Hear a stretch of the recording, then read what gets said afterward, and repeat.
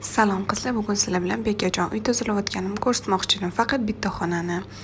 Hamma xonani ko'rsatsam, yuragingiz siqilib qoladi. Oyijon tug'ilgan kunlarga mana bunaqa chiroyli gullar sovg'a qilishdi. Mana chiroyli bo'lib qoldi. Yasturlarni to'g'irlab qo'ydim.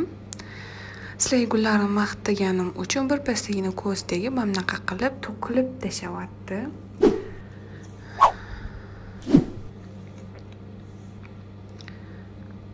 Atirgul to'kilmayapti. Mana hozir nomiga shamol bo'lsa ham unda tegib ketsa ham to'kilib ketadi. Menimcha srok ko'rinishda tugagan bo'lsa kerak. To'kil oxiri to'kil.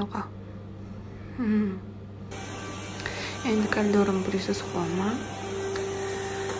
Prisosim chechenkaniga o'xshab bir tona bo'lmasa ham 100-150 kilo chiqib qolsa kerak.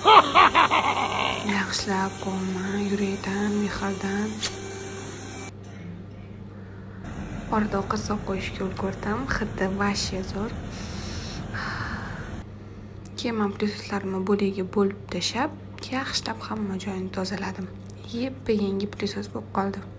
Chang pollarni artganimni videoga olmay qo'yardim.